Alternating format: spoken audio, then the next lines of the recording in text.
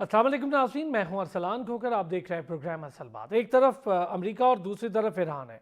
अमेरिकी सदर का ये मानना है कि जितना मर्जी टैरिफ लगा लें, दुनिया भर मजबूर है उनके साथ ट्रेड करने के लिए, और शायद किसी हद तक ये बात दुरुस्त भी हो।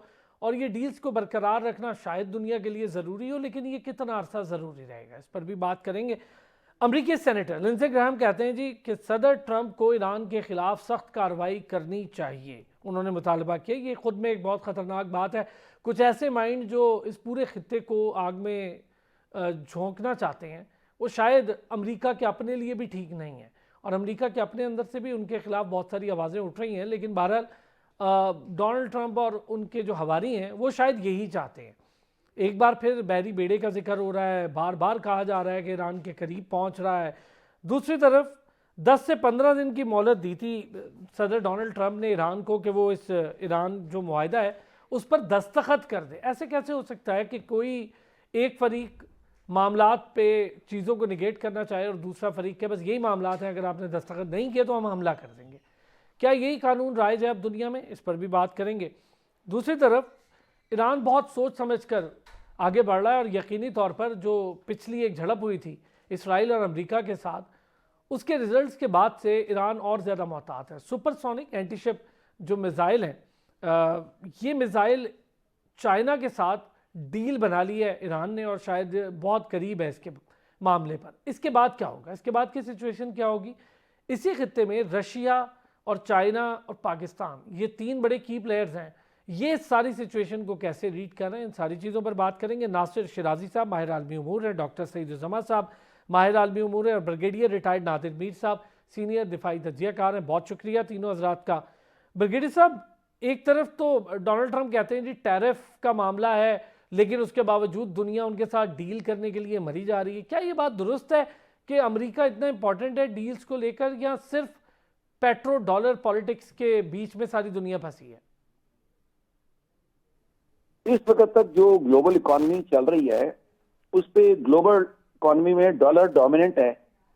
और आपको पता है ये सेकंड वर्ल्ड वॉर खत्म हुई, ब्रिटेन वुड्स एग्रीमेंट हुए, उसके बाद ये आईएमएफ, वर्ल्ड बैंक और बाकी सारी चीजें बनी, और फिस्कल कंट्रोल और जो बाकी दुनिया में है वो अमेरिका का काफी हद तक है, अगरचे कम हो गया है पहले के मुकाबले पे। अमेरिका की जीडीपी पहले दुनिया में सेकंड वर्ल्ड वॉर के बाद 50% तक आधी दुनिया की हो गई थी, अब तो वो 20+ पे है और नीचे ही आ रही है, क्योंकि चाइना ऊपर आ रहा है, दुनिया के बहुत से मुल्क ऊपर आ रहे हैं, गल्फ के अंदर बहुत प्रॉस्पेरिटी है, यूरोप में, फार ईस्ट में वगैरह वगैरह।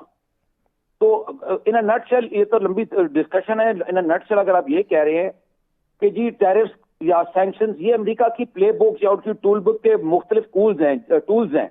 जिस तरह एयरक्राफ्ट कैरियर्स हैं, जिस तरह मरीन्स हैं, जिस तरह फौजी कार्रवाई या एयरफोर्स है, उसी तरह इकोनॉमिक साइड पे ये सारी उसकी कार्रवाई करने के तरीके हैं, जिसमें उनका असल एजेंडा ग्लोबल डोमिनेंस है जो चला रहे हैं 1945 से, यानी कि दुनिया के ऊपर number 1 state actor of the world, top state actor. अगर कि मैं कह रहा हूं कि वो काफी कम हो गया पहले के मुकाबले पे, ये असर और रसूख, ये कंट्रोल था।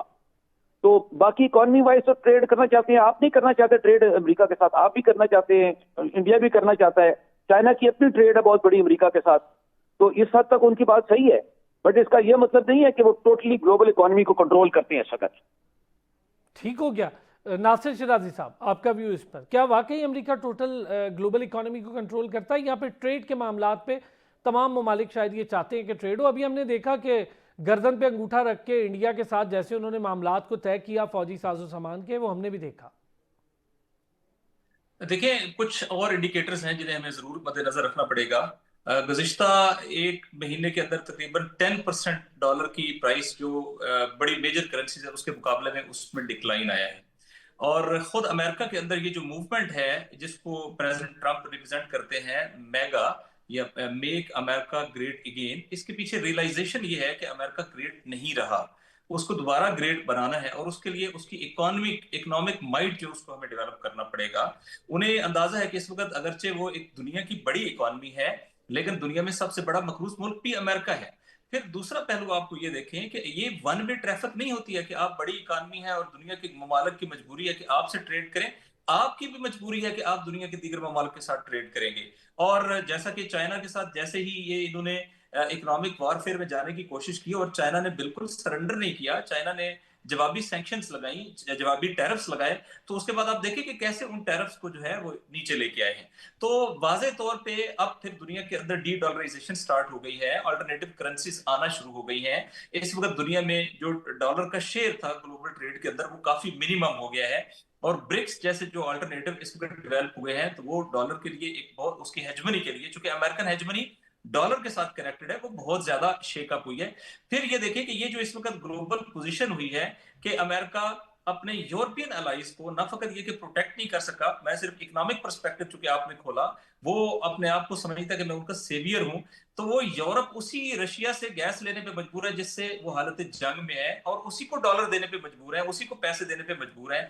तो इस वक्त चीजें अमेरिका के हाथ में नहीं है, वो उसको संभालने की कोशिश कर रहे हैं। मैं एक की फैक्टर बताता हूं सिर्फ, वो है रेयर अर्थ, जिसे क्रिटिकल मिनरल कहते हैं, जिसके ऊपर 86% आज भी चाइनीज डोमिनेंस है। और अमेरिका की कोई फ्यूचर टेक्नोलॉजी, खा वो ये जो मॉडर्न गाड़ियां हैं इससे हो, इलेक्ट्रिक गाड़ियां मसलन, या जो अल्टरनेटिव एनर्जी के रिसोर्सेज है उससे हो, या डिफेंस के रिलेटेड है जिसमें जितनी भी इनकी मिसाइल पार है या स्टेल्थ टेक्नोलॉजी है, ये सारी की सारी डिपेंडेंट है, और कंप्यूटर हैं, चिप्स हैं, ये सारी की सारी डिपेंडेंट हैं रेयर अर्थ के ऊपर। तो रेयर अर्थ की ट्रेड तो इनके हाथ में नहीं है। वो तो अगर आज ये शुरू भी करेंगे तो दे नीड 20 इयर्स कि वो अपनी बेसिक जरूरियात को भी पूरा कर सके। यूरोप अमेरिका मिलाकर भी इस पोजीशन में नहीं है, तो चीजें ऐसी नहीं है।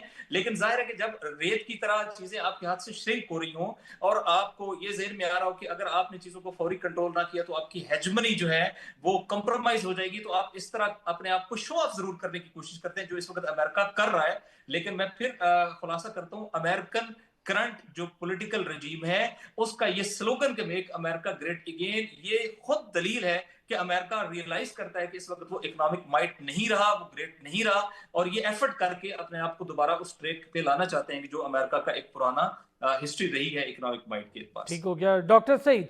अभी दोनों हजरात ने बात की, वेनेजुएला की एपिसोड आपके सामने है, पेट्रोल बड़ा एक साफ और वाजे वहां पर एक मौक़िफ़ था जी, पेट्रोल। दूसरी तरफ डॉलर, क्या वाकई ऐसा है कि दुनिया अमेरिका के साथ एक ट्रेड में जाने के लिए डॉलर के दबाव की वजह से, पेट्रोल के दबाव की वजह से मजबूर है? देखिए अरसलान साहब, एक चीज हमें समझने की जरूरत है। अगर हम ग्लोबल पॉलिटिकल इकोनॉमी या इंटरनेशनल पॉलिटिकल इकोनॉमी को देखें तो इसमें तो कोई शक नहीं है कि United States of America is the largest economy. I mean to say 2026 के जो शुरुआत की जो उनकी जो हुजम है, दैट इज $30.6 ट्रिलियन।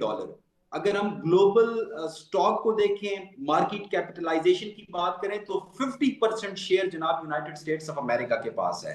और अगर हम जनरली ग्लोबल नॉमिनल जीडीपी की बात करें तो कमोबेश 25 से 26% शेयर, जो आप उसको 1 क्वार्टर भी बोल सकते हैं, यूनाइटेड स्टेट्स का हिस्सा में आती है। वर्ल्ड वॉर 2 के बाद से लेके जब से ये ब्रेटन वुड्स सिस्टम बना, तो हम समझते हैं कि जो वो रूल्स बेस्ड ऑर्डर आया वो यूएस लेड ही है ना। तो वो जो भी कैपिटलिस्टिक स्ट्रक्चर है, इसका जो एक मेजर स्टेक होल्डर है वो यूनाइटेड स्टेट्स ऑफ अमेरिका है। मैं ये नहीं कह रहा कि यूनाइटेड स्टेट्स ऑफ अमेरिका की इकोनॉमी वैसे स्ट्रांग है जैसे वो हुआ करती थी। आई मीन टू से, अगर आप देखें कि जब से ये टैरिफ पॉलिसी ट्रंप ने शुरू की तो 2.1% का इजाफा हुआ उनकी जो वो डेफिसिट में, और अभी उनका करंट डेफिसिट अगर आप देखें तो वो तकरीबन $2.1 ट्रिलियन को पहुंच गया है। मतलब टैरिफ पॉलिसी के साथ भी जो बैलेंस ऑफ पेमेंट है या जो ट्रेड डेफिसिट है वो पूरा नहीं हो रहा। तो मैं समझता हूं कि अमेरिका की इकोनॉमी वैसी मजबूत नहीं है जैसे पहले थी। लेकिन इसके साथ साथ वो जो मैंने आपको आदाद शुमार बताए, उससे पता चलता है कि United States of America is the largest economy. ठीक है, चाइना राइज कर रहा है, ब्रिक्स का जैसे जिक्र किया गया, for sure they are very much important, दुनिया मल्टीपोलैरिटी की तरफ जा रही है। लेकिन यूनाइटेड स्टेट्स ऑफ अमेरिका एक अहम स्टेक होल्डर था, है, और मैं समझता हूं कि अगले 40-50 साल तक अगर यही सूरत हाल रही तो वो एक सिग्निफिकेंट स्टेक होल्डर रहेगा। जहां तक आपने बात की वेनेजुएला की, तो देखिए यूनाइटेड स्टेट्स ऑफ अमेरिका ने ये अनप्रेसिडेंटेड इकदाम उठाया है। देख, कोई जंगल का कानून तो नहीं है जनाब। आप किसी भी कंट्री के प्रेसिडेंट को क्या ऐसे उठा के लेकर जाएंगे तो what about that rules based order, what about international law? So यकीनन ये उसकी स्फीयर वायलेशन है, सिर्फ वेनेजुएला नहीं, आप कोई ग्रीनलैंड की ऐसा बात इंटरनेशनल लॉ करें मौजूद जी। भी है डॉक्टर सईद? कोई ऐसा इंटरनेशनल लॉ मौजूद है जिसकी पासदारी होना बाकी है? मुझे तो लगता ही नहीं है। जैसे गजा में इसराइल करता आया है, अमेरिका बाकी ममालिक में कर रहा है, भारत कश्मीर में कर रहा है, कोई ऐसी मौजूद है कोई इंटरनेशनल लॉ, कोई ऐसी चीज? देखिए अरसलान साहब, 21st सेंचुरी 2026 में हम हैं। यकीनन इंटरनेशनल लॉ कि अगर हम उसकी इंप्लीमेंटेशन देखें तो उसकी वो जो इंटरनेशनल बॉडीज हैं वो वीक हैं, वो वैसे इंटरनेशनल लॉ पे अमल दरामद नहीं कर पाई। और जैसे आपने फरमाया, इजराइल पैलेस्टाइन वॉर में हजारों की तादाद में मासूम इंसानों की जान जाया हुई, 50% से ज्यादा उसमें खवातीन और बच्चे हैं। क़यामत सुगरा है। It is shear embarrassment for the humanity in 2026। लेकिन अरसलान साहब, अगर ये इंटरनेशनल लॉ नहीं रहेगा, अगर ये रूल्स बेस्ड सिस्टम नहीं रहेगा, फिर तो जनाब जंगल का कानून होगा। फिर तो यही होगा जो कि वेनेजुएला या ग्रीनलैंड के हवाले से है, या फिर रशिया जो यूक्रेन में कर रहा है। सो जो मैं एस्टेब्लिश करना चाह रहा हूं और जो मैं जरूरी समझता हूं कि there need to be some rules, और वो उस रूल्स में तमाम स्टेक होल्डर्स को, चाइना को, रशिया को, यूनाइटेड स्टेट्स ऑफ अमेरिका को, यूरोपियन यूनियन को और बाकी जो स्टेक होल्डर्स हैं, they need to play their part. वरना तो अगर यही चक्कर चलता रहा जो चल रहा है, फिर मैं आपको बता रहा हूं कि फिर तो दुनिया चली जाएगी जनाब जंग अजीम 3 की तरफ, जो कि बिल्कुल भी दुनिया अफोर्ड नहीं कर सकती। सो होश के नाखून लेने चाहिए और तमाम स्टेक होल्डर्स को, particularly the great powers including United States of America, उनको अपने रवैया में और अपनी पॉलिसीज में तब्दीली लाने की जरूरत है जी। अच्छा ब्रिगेडियर नादिर साहब, चूंकि ये आपका सब्जेक्ट है, इस वक्त दुनिया में कोई लॉ मौजूद है जिसकी बुनियाद पर दुनिया चल रही है, या माइट इज राइट है? क्या मामला चल रहा है? अभी मैंने वेनेजुएला का एक जिक्र कर दिया, उसके बाद जो भारत कश्मीरियों के साथ कर रहा है, इसराइल ने जो कुछ 1.5-2 साल में किया, कोई हाथ पकड़ने वाला, कोई रोकने वाला नहीं था, सिर्फ एहतजाज तक बात चल रही थी, इससे ज्यादा कुछ भी नहीं। माइट इज राइट तो पहले दिन से के वेज से चल रहा है। उसके बीच में इंसानों ने, मुल्कों ने, कल्चर सिविलाइजेशन ने मुख्तलिफ चीजें लाई। ट्रीटी ऑफ वेस्टफेलिया हुई यूरोप में 1648, 30 इयर्स वॉर खत्म करके कोई रूल थोड़े से बनाने की कोशिश की। And Congress of Vienna after Napoleon's defeat 1815, League of Nations after First World War, और ये उस पीरियड में, उसके बाद सेकंड वर्ल्ड वॉर के बाद आपका यूएनओ। तो अब आपने ट्रम्प साहब ने बोर्ड ऑफ पीस, मतलब ये उनका एक माइंड सेट है, या ब्रेन चाइल्ड कह लें, with limited objective of course. तो ये बेसिकली मैं इंटरेस्टिंगली सब्जेक्ट पे, मैं आपको पता है जियोपॉलिटिक्स मेरा सब्जेक्ट भी है, मैं एम राइटिंग ऑन दिस। वो अब जो सिचुएशन है ना, ग्लोबल एनवायरनमेंट, उसको समझने की जरूरत है आज। ये जो आपके सवाल का जो मेन आंसर है, कंसिडरिंग द बिगर पिक्चर, इस वक्त सिचुएशन ये है कि जो यूनिपोलर और ऑर्डर था 1991 सोवियत यूनियन की डिसइंटीग्रेशन के बाद, with United States being the sole superpower, वो या डिक्लाइन में है, या वो कंटेस्ट में है, या वो खत्म हो गया है, या वो कमजोर हो गया, एनी ऑफ देम, वो आप डिबेट कर सकते हैं। दूसरी तरफ ये व्यू यूज किया जा रहा है कि जी मल्टीपोलर वर्ल्ड आ रही है। मैं इसको मेरी किताब जियोपॉलिटिक्स में मैंने इसको कंटेस्ट किया था कि actually it's not multipolar, it is multi powered. Polar का मतलब होता है बेसिकली कि आप ग्लोबल पावर है ना, वो फिर पूरी डिस्कशन है ग्लोबल पावर की होती है। ग्लोबल पावर सिंपल वर्ड में वो होती है जो आज यूनाइटेड स्टेट्स है, और दूसरा अपकमिंग चाइना है, economically only. There is no third global power, और China is also not a complete global power, not militarily. मतलब United States is the only country which can wage global war. 800, उसके लिए आपको 800 नक्शा देखें ना दुनिया का, ग्लोब देखें, 800 बेसेस हैं, फलाना है, डमकाना है, ऑल द होल वर्क्स। तो कहने का मतलब है कि इस वक्त जो यूनाइटेड स्टेट्स है वो कमजोर फील कर रहा है, और ये बड़ी अच्छी बात हुई कि वो मेक अमेरिका ग्रेट अगेन में ये सारी जियोपॉलिटिक्स भी आती है, इकोनॉमिक्स के अलावा जियोपॉलिटिक्स भी आती है। तो ये जो आप कह रहे हैं रूल्स बेस्ड ऑर्डर, वो रूल्स, यस, वो कहते हैं रूल्स बेस्ड ऑर्डर उनके मुताबिक, यानी according to America, according to Israel, according to Moscow, the rules based order is कि वो यूक्रेन का हिस्सा जो उसने लिया वो उसको मिल जाए। इंडिया के मुताबिक रूल्स बेस्ड ऑर्डर इज के अखंड भारत बन जाए, एंड सो ऑन। तो इसमें national interest is coming up, nationalism is coming up, globalism is being somewhat challenge. मतलब इसमें बहुत सी बातें, वो बहुत एक पूरा सब्जेक्ट है। हम जो आज सब्जेक्ट है उस पे आए, जो आप कर रहे हैं कि देखें इस वक्त हमारी क्लोज क्वार्टर्स में यानी पाकिस्तान के इर्द गिर्द क्या हो रहा है? एक तो Iran US war is quite near by, वो होती है नहीं होती है वो आप डिस्कस कर सकते हैं, डिबेट कर सकते हैं। दूसरी, Pakistan is at war by the way with Afghanistan terrorist, and India is ready to start a war with Pakistan if it has the it can steal a march on Pakistan, यानी कि उसको हौसला हो जाएगा कि वो सिंदूर 2-3 कर दे। ये हमारी सिचुएशन है इस वक्त। ठीक हो गया। नासिर शहजाद साहब, बड़ा अच्छा यूनिपोलर ऑर्डर पे बात हो रही है, वो मल्टी पावर्ड वर्ल्ड की बात कर रहे हो, कह रहे खत्म हो गया यूनिपोलर वर्ल्ड का एक अब मेरा ख्याल है ताल्लुक, जिसका मतलब होता था कि वो सुपीरियरिटी जो मिलिट्री में हो, इकोनॉमिक में हो, वो इन्फ्लुएंस कर सके दुनिया के किसी भी मैटर में और सबसे कम अपोजिशन फेस करे, ये है यूनिपोलर ऑर्डर। ये तो मेरा ख्याल है अब तब्दील हो गया ग्लोबल एरेना में, और उस पे मैं समझता हूँ कि जैसा कि भाई ने भी कहा है, वो शायद उस तरह मल्टीपोलैरिटी नहीं उभरेगी। मुमकिन है कि कुछ नए रीजन्स, कुछ नए एरियाज जो है वो अपने आप को एक अल्टरनेटिव के तौर पे डेवलप करें, कुछ नई ऑर्गेनाइजेशन अल्टरनेटिव के तौर पे डेवलप हो। और इन्होंने अपने ही बनाए हुए ऑर्डर के ऊपर जो है ना वो छुरी चला दी है, ये बोर्ड ऑफ पीस के जरिए से, जो बुनियादी तौर पे यूनाइटेड नेशन का पोर्टफोलियो था वो उन्होंने इसको दे दिया है, और उसके ऊपर जो है वो एक पर्सन अथॉरिटेरियन रोल उसका आ गया है। तो इसमें तो कोई शक नहीं है कि दुनिया अब यूनिपोलर नहीं है।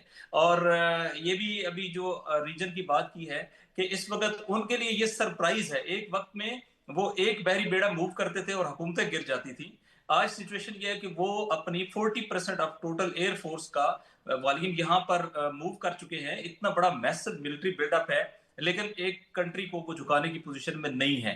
तो ये बड़ा वाजे एक चैलेंज है इस वक्त के, एक इंडिकेटर है। इसी तरह जो यूक्रेन वाला मसला है वो भी एक बड़ा वाजे इंडिकेटर है। तो दुनिया तो अब जाहिर है इस तरीके से, लेकिन जो अमेरिकन प्रेसिडेंट ड्राइविंग फोर्स के ऊपर बैठा हुआ है, वो ड्राइविंग सीट के ऊपर बैठा हुआ है, वो आपने देखा है अभी उसने खुद कहा है कि my personal morality is international law, there is no international law, लेकिन जो मैं समझता हूं मेरी अपनी अंडरस्टैंडिंग जो है वही इंटरनेशनल लॉ है। तो इसमें तो कोई शक नहीं कि उन्होंने लॉ ऑफ जंगल के लिए पूरी जमीन हमवार कर दी है, और माइट इज राइट है। देखिए, जब आप कहते हैं कि मैं इजराइल को अनकंडीशनल सपोर्ट करूंगा, और इजराइल जेनोसाइड भी जारी रखे हुए है, वायलेशंस ऑफ सीजफायर भी जारी रखे हुए हैं, एनेक्सेशन ऑफ वेस्ट बैंक भी जारी रखे हुए हैं, और खुल खुला के इसराइल की मौजूदा वार कैबिनेट और अमेरिका के सफीर इसराइल के अंदर खुल खुला के ग्रेटर इसराइल की बात करते हैं, सॉवरन कंट्रीज को टेक ओवर करने की बात करते हैं, इराक और केएस तक के एरियाज को जो है वो टेक ओवर करने की बात करते हैं। तो वाजे है, इसका मतलब है उनके लिए इस वक्त कोई मोरालिटी नहीं है। जैसे ही उनको गुंजाइश मिलेगी तो अब ये एक वक्त में हम कहते थे कि ये शायद कॉन्स्पायरेसी थ्योरी है, नहीं ये क्या कॉन्स्पायरेसी थ्योरी है, जब उनकी अपनी एस्टेब्लिशमेंट, लिंडसे ग्राहम क्या कह रहा है जो उनका कांग्रेसमैन है, अमेरिकन प्रेसिडेंट खुद क्या कह रहा है मल्टीपल टाइम जब अनकंडीशनल सपोर्ट बात करता है। तो ये हकीकतें हैं कि इस वक्त जो है वो दुनिया में लॉ एग्जिस्ट नहीं करता ग्लोबल, कोई इस वक्त ऐसा इंस्टीट्यूशन नहीं है कि जो ठीक है। किसी अच्छा नासिर शहजाद साहब, एक ब्रेक पे जाना है। आप तीनों हजरात ने बड़ी अच्छी इस पे बड़ी ज़बरदस्त बात की है। ये सिचुएशन हम ज़रा इसको आगे लेकर ईरान और चाइना की सिचुएशन पर भी बात करते हैं, और यही सारी सिचुएशन है जो इस वक्त हम डिस्कस कर रहे हैं, लेकिन इसके आगे कॉन्सिक्वेंसेस क्या है? खुदा न खास्ता ये मामला किसी और तरफ जा रहे हैं, या फिर सिर्फ धमकी के साथ को डील कराने की बात हो रही है? बाकी जो की कैरेक्टर्स हैं या की प्लेयर्स हैं उनका रोल क्या है? ब्रेक के बाद इस पर बात करें। एक बार फिर खुश आमदीद कहेंगे। ब्रिगेडियर नादिर साहब, प्लीज़ इस वक्त सिचुएशन बताइएगा हमें, क्या है आपके नज़दीक, और ये क्या वाकई इतनी टेंस सिचुएशन है जिस पर दुनिया भर में बात हो रही है, लेकिन अमेरिका मुसलसल एक बहरी बेड़े और उसकी जो धमकी है वो ईरान पे मुसल्लत है, पर दूसरी तरफ से ईरान जैसे डील कर रहा है सुपरसोनिक या दीगर असलहे को लेके, जो खबरें आ रही हैं कि उनके भी ज़ाहिर मामलात हैं, उनके भी दिफाई ताल्लुकात हैं दीगर ममालिक के साथ, और स्पेशली अगर मैं चाइना रशिया की बात करूँ। प्रेसिडेंट ट्रंप ने जो कांग्रेस में अभी तकरीर की, स्टेट ऑफ यूनियन एड्रेस, और दूसरा उनको जो रिस्पांस मिली, उसमें और बातों के अलावा उन्होंने ईरान पे बिल्कुल क्लियर, अभी मोस्ट रिसेंट जो बात की, उन्होंने कहा कि ईरान को वो न्यूक्लियर वेपन न्यूक्लियराइज नहीं होने दें, न्यूक्लियर वेपन नहीं बनाने दें। ये मतलब, और ये पुरानी पॉलिसी है, ट्रंप से पहले पिछले 20 साल 30 साल से यही पॉलिसी चल रही है अमेरिका की। लेकिन मैं लेटेस्ट का बता रहा हूँ ना, आज की अमेरिका के बहरी बेड़े आए हुए हैं मेडिटेरेनियन में और अरेबियन सी में, और बाकी सारी जितनी बातें हो रही है, तो उसके साथ उन्होंने एक, और ये खाली ट्रंप की नहीं है, ये इसमें यूनाइटेड स्टेट्स जो समझने की बात है, इट इज, आप देख लें वो कांग्रेस थी, और वो कांग्रेस रिप्रेजेंट्स अमेरिका, और अमेरिका अक्रॉस, तो मुख्तसर ये है कि इसके ऊपर दे आर वेरी क्लियर, मतलब अमेरिका इज वेरी क्लियर। अब दूसरी साइड ईरान की है, वो टॉक्स करते रहे हैं। इस वक्त United states wants 3 things, America 3 चीजें चाहता है ईरान से। एक तो न्यूक्लियर प्रोग्राम बंद हो उसका टोटलिटी में, दूसरा उसका मिसाइल प्रोग्राम, वो इसलिए कि वो जो कह रही है, मैं उनको कोड कर रहा हूँ, ये मैं पाकिस्तानी जी वर्जन जी नहीं जी दे रहा, ये आपकी हमारी अमेरिकन वर्जन दे रहा हूँ मैं आपको। जो भी कहा है मतलब जो वो कह रहे हैं प्रेसिडेंट ट्रम्प और सारी कांग्रेस के सामने जाहिर है दैट इज पॉलिसी ना, ग्लोबल पॉलिसी है उनकी। उन्होंने कहा कि जी वो ईरान जो है वो मिसाइल रीजन में तो मार सकता है, वो तो अमेरिका को मारने की रेंज के बना रहा है। अब वो बना रहा है नहीं बना रहा, that's not the point is कि वो कह रहे हैं या समझ रहे हैं। और तीसरी चीज ये है, जो असल चीज वो चाहते हैं America and Israel also of course, वो है रिजीम चेंज इन तेहरान। असल इशू, असल एंड गेम जो है ना उनकी, वो रिजीम चेंज है। क्योंकि देखिए रिजीम अगर चेंज हो जाती है, मतलब किसी तरीके से भी, चाहे ईरान में अपीवल हो और ये सब करें या किसी और तरीके, जो भी तरीका हो, और वो फ्रेंडली रिजीम आ जाती है इनकी, या कम अज कम नॉन होस्टाइल रिजीम आ जाती है जो इनको, तो इनका मसला काफी हल हो जाता है ना। American Israeli agenda middle east में आसान हो जाता है ना, मतलब सादा जबान में। आपको याद होगा कि शाह के जमाने में जो प्रीवियस शाह जो था रजा शाह, तो इसराइल से बड़े अच्छे ताल्लुकात थे, अमेरिका तो थे ही उसके अच्छे ताल्लुकात ऑफ कोर्स। तो उसका बेटा वहां वो कर भी रहे हैं, और इट इज नॉट नेसेसरी कि वही वापस आए, कोई any regime which is not so hostile to the United States. तो ये अमेरिका के 3 एजेंडे हैं। ठीक हो गया। अच्छा ब्रिगेडियर साहब, अभी जो any रीसेंट regime- एपिसोड हुई रिजीम चेंज की, बड़े बुरे तरीके से फ्लॉप हुई, वहां की अपनी आवाम सामने आई। अब उसके तनाजुर में जो इस सिचुएशन में हम देख रहे हैं, अमेरिका एक जंग की सिचुएशन बना रहा है, फिर क्या सिचुएशन क्रिएट हो सकती है अगर वो तो नहीं हुआ, रिजीम चेंज तो हुआ नहीं? उसमें जो आप कह रहे हैं ना, उसमें आप खुद सोच लेना कि अगर इनका एम रिजीम चेंज है तो फिर उनका पहला टारगेट क्या होगा? डीकैपिटेशन स्ट्राइक्स होती है ना, उसका मतलब यही होता है, जिस तरह मुडूरो को उधर वेनेजुएला में तो पकड़ लिया ना, इधर एम होगा कि जो टॉप लीडरशिप है उसको टारगेट किया जाए और उनको हलाक किया जाए, ताकि जो भी स्ट्रीट्स पे वायलेंस हो रही है, थोड़े हैं ज्यादा हैं, उनको मौका मिल जाए। तो जब रिजीम ही गिर गई या मारी गई या कमजोर हो गई, तो जो उसके खिलाफ रेजिस्टेंस है वो स्ट्रांग हो जाएगी ना, सिंपल सी बात है। और इसमें खाली मतलब मिलिट्री स्ट्राइक के अलावा उनकी जो कोवर्ट फोर्सेज हैं वेस्ट की, not only America, west Israel की, वो फुली एक्टिव है वहां पर, मतलब इसके अंदर। तो ये मतलब दिस इज वन। और दूसरा एजेंडा ऑब्वियसली जो पहले कहा मैंने, उनका न्यूक्लियर मिसाइल का, उनका बेसिक मकसद है non hostile Iran. This is what they want. Iran जो है वो फुली डिफाइंड है, फुली प्रिपेयर्ड है, और रजिस्ट करने के लिए खाली अपनी पूरी तैयारी कर रहे हैं, जो जहां तक वो कर सकता है ना, उसके पास मिसाइल कैपेबिलिटी है। जो सबसे बड़ी स्ट्रेंथ ईरान की है ना, वो है कि अगर इसकी ग्राउंड इन्वेजन होती है, जो इसको हो ही नहीं सकती क्योंकि फौज ही नहीं है, जो असेंबली नहीं की इन्होंने, जैसे सद्दाम के खिलाफ, इराक के खिलाफ की थी, तो उसके खिलाफ ईरान की नेशन है जो रेजिस्ट करेगी, ईरान की ज्योग्राफी है वगैरह वगैरह। लेकिन ये इनका एजेंडा ही नहीं है, इसका ना इनकी काबिलियत है। वेस्ट की बात करो, अमेरिका की, तो इसलिए उनका ईरान में रिजीम सर्वाइवल और इनको जितना नुकसान कर सकते हैं रिटर्न इसराइल को और इसके साथियों को, वो उनका है। मगर ओवरऑल ये चीज भूलनी नहीं चाहिए कि United States is a global power और Iran is a middle power. जिस तरह इंडिया है, जैसे पाकिस्तान है, जैसे इसराइल है, जैसे सऊदी अरेबिया, जैसे तुर्की, Iran is not a global power. और ये जो मिसअंडरस्टैंडिंग हो जाती है ना, और वो मिसाइल अगर उसको चाइना से मिल भी गए या रूस से मिल गए, तो उससे नुकसान तो वो कर सकता है अमेरिका का या इसराइल का या किसी और का, वो जंग नहीं जीत सकता। ठीक हो गया। बड़ा स्ट्रॉन्ग टेक्निकल पॉइंट और दो बड़े जबरदस्त पॉइंट्स नासिर सिराज साहब अभी ब्रिगेडियर साहब ने दिए। क्या कि मैं आपसे जानना चाहूँ, अगर वो काम नहीं हुआ, वो रिजीम चेंज चाहते थे, वो नहीं हुआ, वो वहाँ की आवाम ने बड़ा ज़बरदस्त रेजिस्ट किया, वहाँ की गवर्नमेंट ने बड़ा अच्छा टैकल किया, फिर हमने देखा कि वो क्या क्या चीज़ें उसमें से निकली, वो आपके भी हमारे भी सामने, इसराइल एलिमेंट, अफगान हर जगह गंद में मौजूद, भारतीय सबसे ज़्यादा गंदे हर जगह मौजूद, वो नहीं हो पाया। लेकिन इस वक्त जो सिचुएशन इतनी तेज़ी से डेवलप हो रही है, इसको कैसे रीड कर रहे हैं? देखिए, मैं अगरचे इससे एग्री करता हूँ, अमेरिका और उसके दरमियान पैरिटी नहीं है, लेकिन आप ये देखिए कि मैट्रिक्स भी डिफरेंट है दोनों के लिए। अगर हम फतह के पैमाने बनाएंगे वो डिफरेंट होंगे। अमेरिका अगर अपना गोल अचीव नहीं कर सके, जो वार गोल सेट करेगा, तो अमेरिका का फेलियर है। और अमेरिका का फेलियर है बतौर एक ग्लोबल पावर के। और ये फेलियर तकरीबन मुझे इमिनेंट नजर आता है कि ये फेलियर तो तकरीबन रिटन ऑन द वॉल है। ईरान वेनेजुएला नहीं है, ईरान जो है वो इराक भी नहीं है। इराक पे भी आपको ग्राउंड इन्वेजन करना पड़ा था। जस्ट आप जरा देख लें कि ग्राउंड सिचुएशन के मुताबिक अमेरिका को कितना कंप्रोमाइज करना पड़ा है। इन्होंने 4 प्री कंडीशंस दी थी। एक इन्होंने कहा था न्यूक्लियर प्रोग्राम और न्यूक्लियर स्टॉक पाइल, जो 420 केजी 60% एनरिच्ड यूरेनियम है, कि ये यहां से आपको मूव करना पड़ेगा किसी थर्ड कंट्री में, या अमेरिका इसको टेक ओवर करेगा। दो, इनका था कि आप जो है वो एक्सेस ऑफ रेजिस्टेंस की जो सपोर्ट है वो बंद कर देंगे। उसमें तीसरा पैलेस्टाइन था, और चौथा जिसके ऊपर इसराइल का था, वो था कि इसराइल जो है वो उसकी डिमांड थी कि मिसाइल प्रोग्राम के ऊपर कैप हो और कम से कम उसकी 400-500 किलोमीटर से ज्यादा उसकी रेंज ना हो और उसमें हाइपरसोनिक मिसाइल जो वो भी शामिल ना हो। देखिए ईरान ने न फकत ये कि ये प्री कंडीशंस उनकी कबूल नहीं की और जंग के लूमिंग थ्रेट के बावजूद, बल्कि ईरान ने इस हद तक अपने आसाबी जंग में अपने आप को मजबूत शो किया कि ईरान ने कहा कि हम आपके वेन्यू ऑफ डायलॉग को भी कबूल नहीं करते। जो एक नेटो कंट्री था वो दोबारा उनको ओमान में आना पड़ा और अभी भी जितने डायलॉग की एक्सटेंशन हुई है वो ओमान के सफारतखानों में हुई है, खावा दुनिया के किसी मुल्क में हुई है, और अभी भी डायरेक्ट डायलॉग नहीं हो रहा है, ये इनडायरेक्ट डायलॉग हो रहा है। एक बात। सेकंड ये है कि ईरान की कैपेसिटी को भी हमें अंडरमाइन नहीं करना चाहिए। ये दुरुस्त है उनकी लीडरशिप ने अलबत्ता ये बात कही और मैं बिल्कुल समझता हूँ कि ये बात सही है। उन्होंने कहा कि बहरी बेड़ा बहुत खतरनाक है, लेकिन उससे खतरनाक तर शायद वो हथियार है कि जो उसको जेर आब गर्क करने की सलाहियत रखता है। आप जस्ट इमेजिन करें कि अमेरिकन वल्नरेबिलिटी क्या है। ईरान के पास 5800 किलोमीटर की इंक्लूसिव ऑफ देयर आइलैंड जो है वो कोस्टल लाइन है। इसमें कोई शक नहीं है ईरान के अंदर हैवी डैमेज होगा, लेकिन ईरान की जो सलाहियत है वो अमेरिकन बहरी बेड़े और उसके साथ जो उसके एनेक्सेशंस हैं उनको हिट करने की बहुत जबरदस्त सलाहियत है।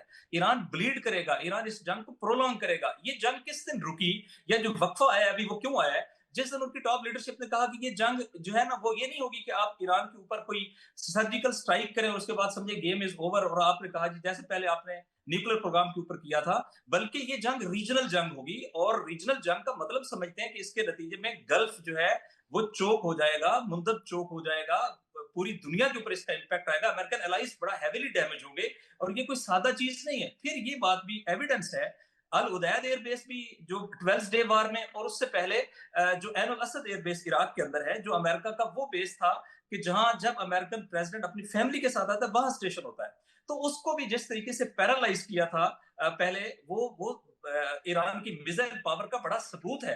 और अगर बात हो ना सिर्फ न्यूक्लियर की, न्यूक्लियर वो चीज है जिसके ऊपर डायलॉग आगे बढ़ सकते हैं। उसकी रीजन क्या है? इसके ऊपर खुद ईरान के अंदर कंसेंसस है और उनकी टॉप लीडरशिप ये कह चुकी है कि हम न्यूक्लियर मिसाइल न्यूक्लियर जो है आर्सनल नहीं बनाना चाहते, लेकिन न्यूक्लियर प्रोग्राम को वो वेव करने के लिए तैयार नहीं है। अब जो भी डायलॉग होगा, अगर आप जेसीपीओए को देखें तो उसमें क्या था? उसमें न्यूक्लियर प्रोग्राम के ऊपर तो कैप हो गया था, उसकी तो लिमिट मुतय्यन हो गई थी, लेकिन वो क्यों इसी ट्रंप ने जो है वो रिवोक किया? क्योंकि उसके साथ साथ मिसाइल प्रोग्राम भी कवर नहीं था और ईरान को आपको जो है वो सैंक्शंस भी खत्म करनी पड़ रही थी। तो मैं समझता हूं कि ऐसा नहीं है कि ईरान जो है अमेरिका के लिए कोई विन विन सिचुएशन है। बहुत जबरदस्त पोजीशन लिया ईरान ने, आसाबी जंग में भी बड़ा पावरफुल अपने आप को साबित किया है। और देखिए ये जंग एसिमेट्रिक होगी, ये सिमेट्रिक नहीं है। और एसिमेट्रिक वारफेयर में आप वियतनाम के अंदर चले जाएं, वियतनाम में अमेरिकन मिलिट्री माइट क्या थी और उस मिलिट्री माइट के मुकाबले में वियतनामियों के पास क्या था, लेकिन जरा स्टैटिस्टिक उठाकर देख ले, इतना हैवी डैमेज कहीं अमेरिका हुआ है? और ये वो इलाका है जो इलाका बुनियादी तौर पे ईरान का अपना है। ये इलाका वो इस इलाके के अंदर अजनबी नहीं है, लेकिन अमेरिकन जो है वो इस मुश्किल में है कि उनके रीजन के अंदर अपने अलाइज अच्छा, भी उनको वैसे अपने आपने अगर जिक्र कर दिया है शिराजी साहब वियतनाम का, अमेरिका डैमेज पहली बार नहीं होगा। अफगानिस्तान में भी हुआ अमेरिका डैमेज, इराक में भी अमेरिका डैमेज हुआ। अमेरिका को अपने मोटिव या वो मकासद, वो मजमूम मकासद हासिल नहीं हो पाए जो बार बार वो वेपन ऑफ मास डिस्ट्रक्शन के नाम पे या किसी और नाम पे करते रहे। देखिए ये दुरुस्त है। देखिए पहले वो यूनाइटेड नेशन को कहीं ना कहीं लेके आते थे, क्या आप यूनाइटेड नेशन को वो किया है? उन्होंने नहीं कंसिडर किया। 2003 की इराक वार, गल्फ वार जिसको कहते हैं, उसके लिए उन्होंने यूएन को मिलाकर कहीं ना कहीं एग्री किया था। ठीक है, हाँ वो झूठे दावे की बुनियाद पे। अब तो वो बात भी नहीं है। और खुद अमेरिकन आइसोलेशन देखे ना, अभी इवन यूरोप भी उस तरीके से उसके साथ नहीं खड़ा हो पाया। यूरोप के साथ उसने अलग से एक जंग जो है वो शुरू कर दिया है, उसके ऊपर हम अभी बात नहीं करते। और ईरान की ये पावर कि उसके साथ रीजनल अलाइज खड़े हो गए, इन द सेंस कि उनको भी पता है कि इस जंग का जो इंपैक्ट होगा वो उनके लिए बड़ा डिवास्टेटिंग होगा। अमेरिका चला जाएगा, लेकिन उस जंग की जो जख्म होंगे इन सबको सहने पड़ेंगे। और वो शीशे के घर में रहता है, यूएई शीशे के घर में रहता है, कतर शीशे के घर में रहता है। ये तो जंग ना फकत ये जंग का इंपैक्ट भी अफोर्ड नहीं कर सकते।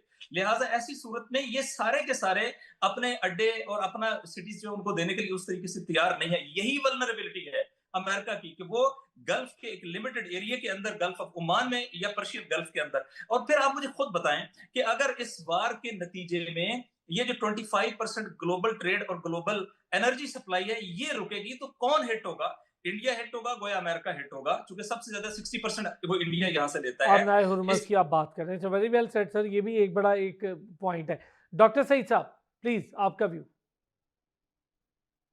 देखिए अरसलान साहब, एक असूली बात, क्या ये दुनिया एक और जंग अफोर्ड कर सकती है?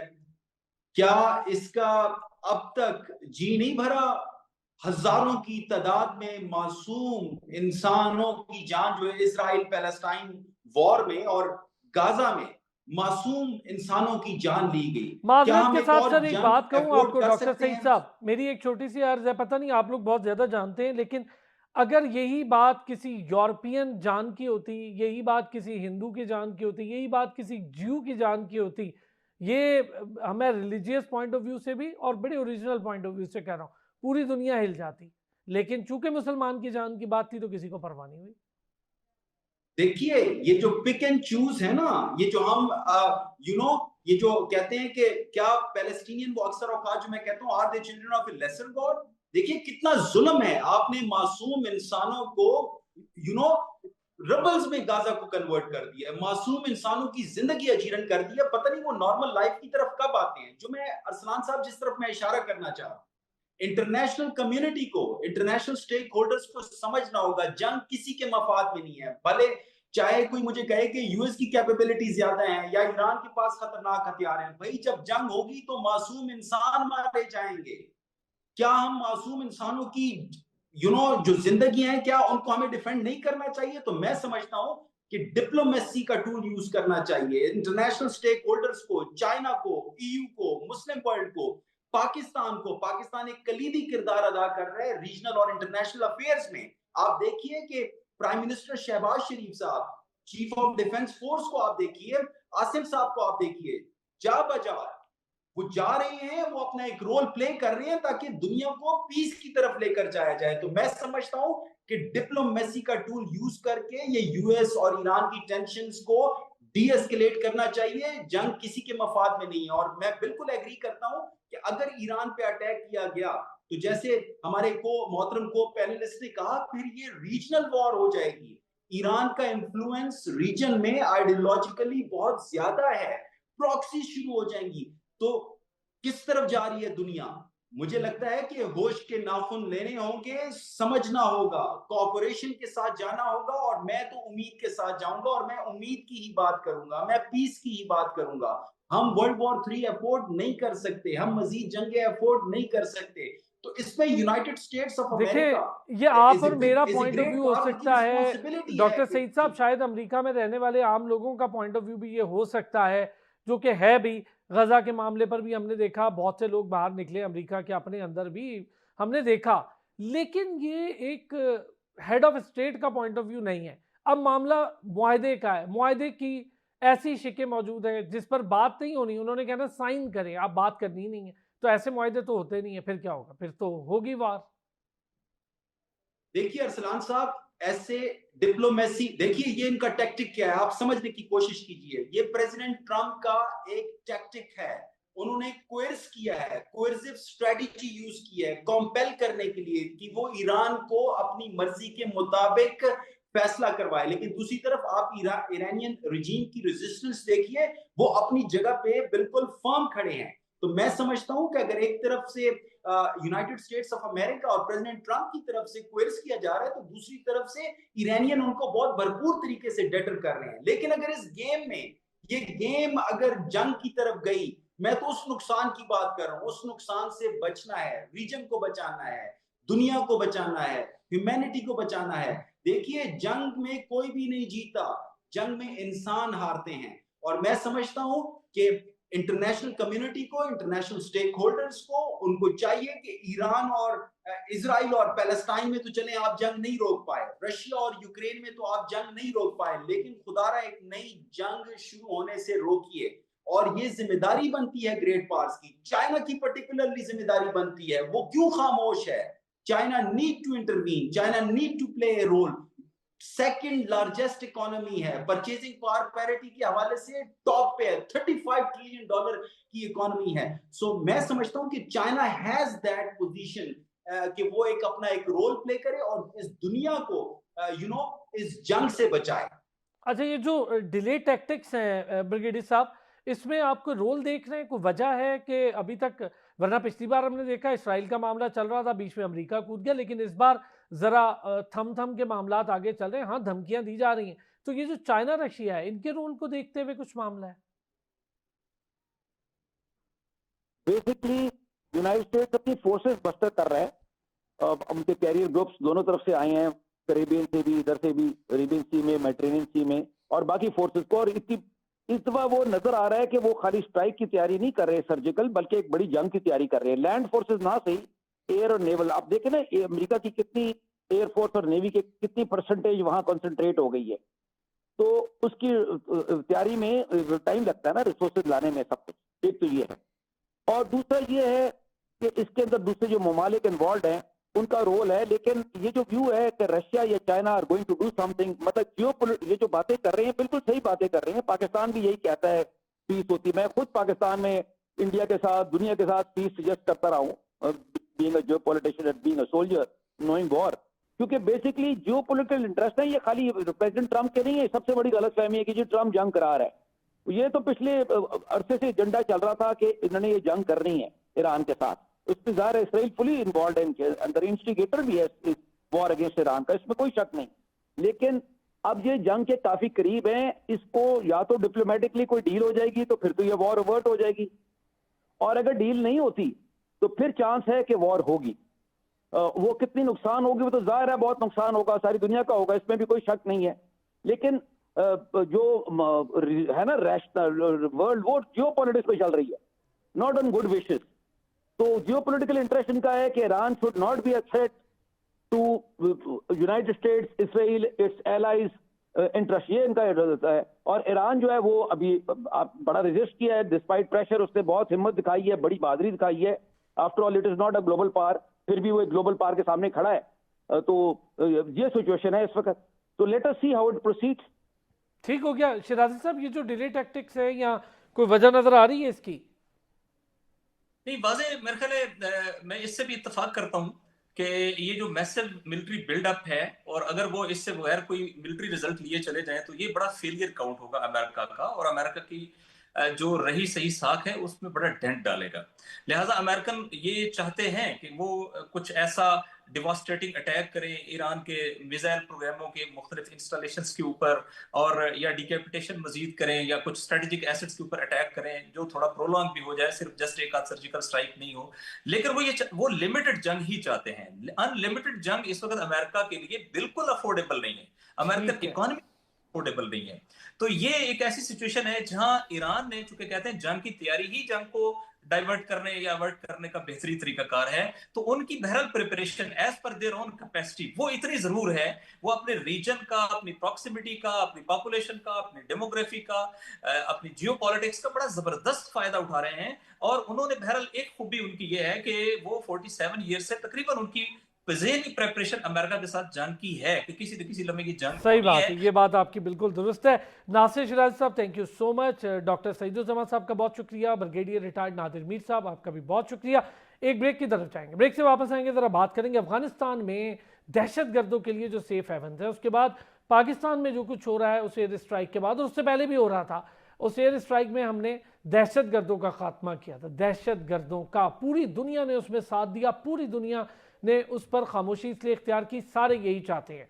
वाज़े तौर पर चाइना समेत 6 ममालिक ने यह खुद वाज़े किया है कि अफगानिस्तान में बढ़ती दहशतगर्दी से सबको तशवीश है, तमाम बॉर्डर्स अनसेफ है। इन सारी चीज़ों पर पाकिस्तान में बढ़ती दहशतगर्दी, इसका खात्मा कैसे करना है, इस पर बात करेंगे एक ब्रेक के बाद। एक बार फिर खुश आमदीद कहेंगे। जैसा कि मैंने कहा था, ज़रा बात करेंगे अफगानिस्तान में दहशतगर्दी के नेटवर्क जो मौजूद हैं, ये पूरे खित्ते के लिए तो परेशान कुन है ही, लेकिन हमें सबसे ज़्यादा खतरा है, और क्यों है वो आप सब जानते हैं, बताने की ज़रूरत नहीं है। पाकिस्तान में अभी हालिया दहशतगर्दी की लहर ख़ास तौर पे खैबर पख्तूनख्वा सबसे ज़्यादा वुलनरेबल सिचुएशन में है। वहाँ की गवर्नमेंट को क्या स्टेप्स लेने, क्या मेजरमेंट्स लेने, वो जो सवालात पूछते थे उस पर भी हम बात करेंगे। हमने जो अभी इतने अरसे के बाद खामोशी इख्तियार कर रखी थी, अब जवाब दिया और बहुत हो गई थी। अब दहशतगर्दों के सेफ हेवन्स का खात्मा करना है, लेकिन क्या स्ट्रेटजी है? पूरी दुनिया खामोश रही, चाइना ने बिल्कुल हमारा साथ दिया, बाकी 6 ममालिक जिनको अफगानिस्तान से परेशानी है उन्होंने भी इस बात में हिमायत का इजहार किया है। ब्रिगेडियर रिटायर्ड हारिस नवाज साहब, सीनियर दिफाई तजियाकार हैं, हमारे साथ मौजूद हैं। Sir, thank you so much. Brigadier साहब, इस वक्त जो सिचुएशन हम देख रहे हैं, ये दहशतगर्दी बहुत तेजी से एक बार फिर ये लहर उठ रही है। शायद वही सूरत हाल है जो 2001 के बाद से हम देख रहे थे, या उससे मुख्तलिफ सूरत हाल है? देखिए, बात यह है कि जब से भारत महसूस या हमारे हक में जिस बुरी तरह शिकस्त हुई है, फील्ड मार्शल सईद आसिम मुनीर जो डिफेंस फोर्सेस भी हैं, उन्होंने इनका जिस तरीके से शिकस्त फाश दी है, मुंह काला किया है, दुनिया में इनकी बेइज्जती हुई है, दुनिया में आइसोलेट हो गए हैं, दुनिया में इनका भांडा फूट गया कि ये गरजते जो जो ये इतना बोलते थे, इनकी असल में औकात कुछ भी नहीं है।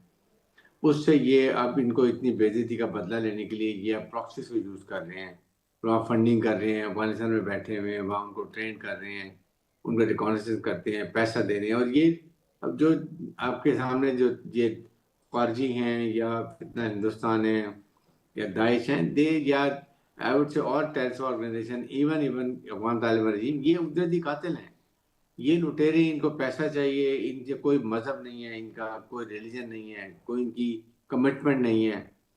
दे डोंट नो कि एक मुल्क को कमा के चला रहे हैं ये, और ना आपकी दुनिया में इनके कोई सफारी ताल्लुकात किसी से नहीं है। और इनको पाकिस्तान ने एक ही बात की ना कि जी हमें आपसे सिर्फ एक बात चाहिए कि अपने मुल्क के क्रॉस बॉर्डर टूरिज्म ना करने दें।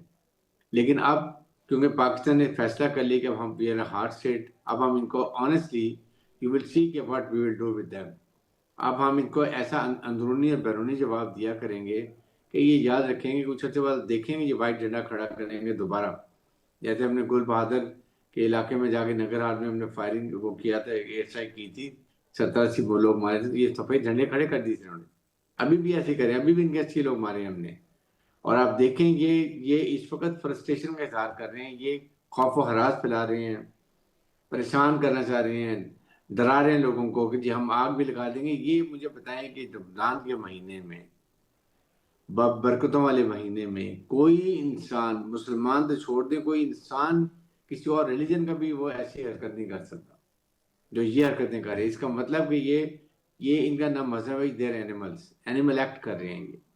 और उसके बाद फ्रस्ट्रेशन में है क्योंकि इनको पता है इनको मार पड़ी है। अपने कोयटा में 216 लोग मारे हैं दहशतगर्द, इधर केपीके में भी हम अक्सर इनके मार रहे हैं। ये इस वजह से ये अब इस तरह की हरकतें कर रहे हैं, दैट्स द रीजन। अच्छा ब्रिगेडियर साहब, अभी रिसेंटली पूरी दुनिया में इस पर बात शुरू हो गई है। वो जो एक तालिबान कमांडर है वो कहता है जी इनके पास बैलिस्टिक मिसाइल है, इनको फख्र है, तो हमारे पास खुद को हमलावर है, अपने मुंह से मान रहे हैं, और अब पूरी दुनिया में इस पर बात हो रही है। ये क्या माइंडसेट है? देखिए माइंडसेट ये थोड़े से लोग हैं, इनको इनको जो पैसों में इनको वर्गलाया हुआ है। अदरवाइज माइंडसेट ये दुनिया को फैला रहे हैं। जो भी इन्होंने वीडियो अपलोड कर रहे हैं, यू थिंक ये इनको लोग इनको इनकी तारीफ कर रहे हैं, हर एक इनसे नफरत करने लग गया है, इनसे कोई इनकी तारीफ नहीं करता। और जो लोग इनके साथ है वो भी इनसे दूर हटना शुरू हो गए, जो इन्होंने रमजान के वहीं हरकतें की हैं। इसलिए ये माइंडसेट खुद को चेंज हो जाएगा जब अब हम इनके कमांडर्स को, हैंडलर्स को, उसके बाद इनके ट्रेनर्स को, इनको हम जो इंडियन जो वहाँ ट्रेनिंग इनको करा रहे हैं, इनको कमांड सबको एयर स्ट्राइक से, ड्रोन अटैक से मारेंगे, इनका कमांड सेक्टर डिस्टर्ब करेंगे, इनके ट्रेनिंग कैंप एडमिनिस्ट्रेटिव को ख़त्म करेंगे, तो ये खुद ब खुद रास्ते पर आ जाएंगे। ये सब लोग भागेंगे। ये आधे लोग भी आप देख रहे हैं किस तरीके भागेंगे, क्योंकि जब इंडियन का ये वहाँ से हम इंडियन का अड्डा ख़त्म करेंगे, उसके बाद हमारे फील्ड में वहाँ पर इंटेलिजेंस लोग बहुत हैं, वो we know what we are doing with them. हम इनके इंटरनली जो इनके सहूलतकार हैं, जो इनको सपोर्ट करते हैं, जो इनको प्रोटेक्ट करते हैं, जो इनको रिकॉनेसेंस कराते हैं मुल्क में, उनके खिलाफ बड़ा सख्त क्रैकडाउन हुआ है, उनको भी पकड़ा जा रहा है, इनकी आइडियाज भी खत्म हो जाएंगे। आप देखेंगे उसके बाद कि ये किस तरीके से तितर बितर होते हैं और ये भागते हैं। अच्छा सर, ये जो हम बात करते हैं हमेशा एक पायदार हल की, जिसमें इलाकाई ताउन है, बॉर्डर मैनेजमेंट है, इंसदाद दहशतगर्दी का मुश्तरका मैकेनिज्म है, इनके साथ तो ये तीनों बातें हो ही नहीं सकती। ये तो समझते ही नहीं है, और मुझे लगता है कि बिल्कुल ही अकल से पैदल है ये लोग, तो किसी और माइंडसेट के। फिर अगर इनको इतनी ही प्रॉब्लम है दुनिया में इस्लाम के नाम पे जो ये एक तो जाली प्रोपेगेंडा करते हैं, खैर तो भारत क्यों इनके लिए सेफ है सबसे ज्यादा? भारत जाके जो बातें करते हैं, और जहां जहां दुनिया में दहशतगर्दी होगी वहां या तो भारत होगा या फिर ये होंगे।